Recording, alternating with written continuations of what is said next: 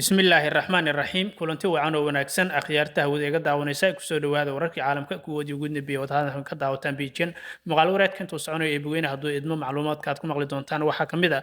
ra-iisul wasaaraha dalkaasi yahuuda benjamin netanyahu oo amar culus bixiyey iyo wasiirkiisa gaashaandhigga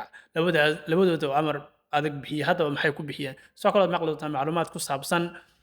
khaatimul ambiya war ay soo saartay oo ku saabsan marinka hormus in gebi ahaanba uu xiran yahay xisbullaahi oo konton gantaal ku weerartay yuhuudda israa'iil qodobo kale ayaa raaci doona hadduu eebba idmo haddaan kusoo gudbin macluumaad ka soo faahfaahsan fadlan muuqaalka leegastaar oo iska sheer garay aynu ku bilowna saaxiibayaal saad muuqaalka hordhixiisa ku maqlaydeen aan ku hormaree wasiirka gaashaandhigga dalkaasi maraykanka ayaa waxaa lagu eedeynayaa amar uu bixiyey oo ku saabsan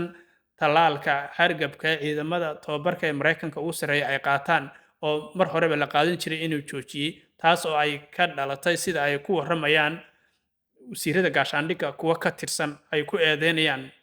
wasiirkaasi gaashaandhigga ayaa waxaa lagu sheegay talaalkii hargabka ee uu joojiyey inay saameyn ka dhalatay ilaa iyo imikana lixdan askari oo ka mid a ciidamada tababarka qaadanayay inay isbitaallada ay ku jiran yihiin sida wax oo kaloo la sheegayo gobol kaloo ka mid a maraykanka ayaa isna waxaa ku dhintay hal qof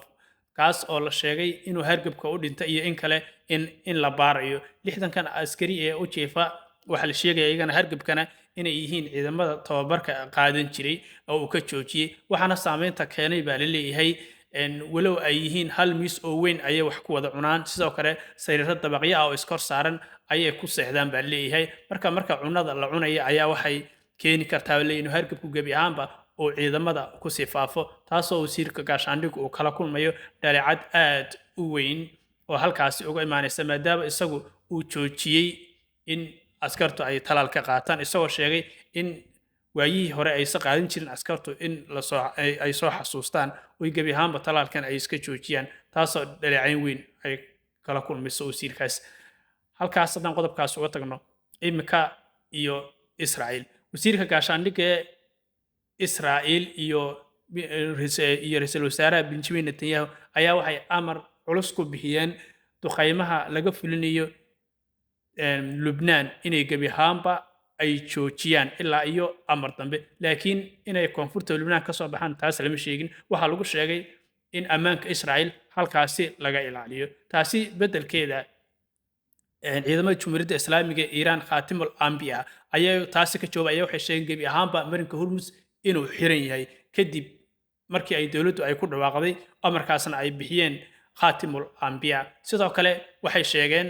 in xiritaanka marinka hormus uu ku saabsan yahay ayaa la sheegay ay tahay muhiimadda ugu weyn oo ah in la jebiyey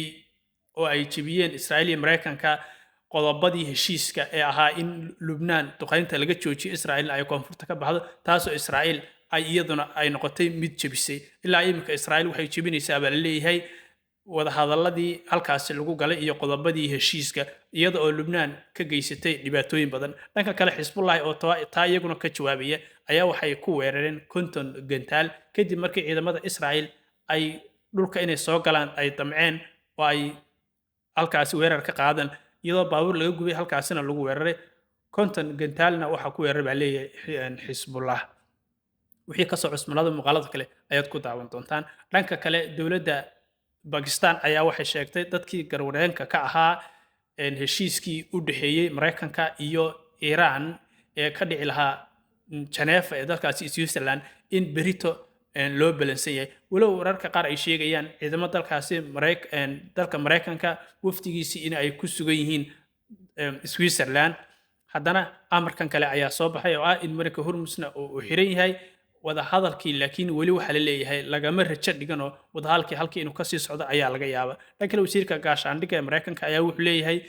xaalku waa weli oo weli rajo ayaan ka qabnaa in wadahadaladii halkaasi laga sii wado ee bal xaaladda dejiya ayay leeyihiin laakiin mar kasta iiraan waxay sheegtay haddii ay israa'iil ay joojin weyso ku-xadgudubka qodobada sharciga ah ee ka mid ahayd in lubnaan ay ka baxaan koonfurteeda duqaynta joojiyaan ay sii wadaan iyaduna inay ka jawaabi doonto oo ay israa'iil ay weerari doonto dhanka kale waxaa iskhilaafsan ayaa la leeyahay netanyahu oo dhanka taleefanka khadka isku khilaafsan iyo madaxweyne trump madaxweyne trump wararka qaar waxay sheegayaan in uu kuwa mucaaradka israa'iil oo la xiriirayo si ninkan Netanyahu meesha looga qaado maadaama madaxweyne Trump uu waxba uu ka maqli waayey oo hadba Iiraan iyo Mareykanka uu faraha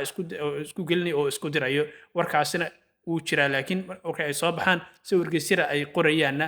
muuqaalada dambe ay ku daawan doontaa wixii ka soo kordha macluumaadkan fadlan muuqaalka leega saar oo sheer garay dhammaan dadka reer Facebook aad baad u mahadsantihiin 10,000 wax yar baa nooga dhiman 99 fadlan noogu cumaamada aad baad u mahadsantihiin intaan ku ilmaan mawduucan mawduuc lamid ah nabaday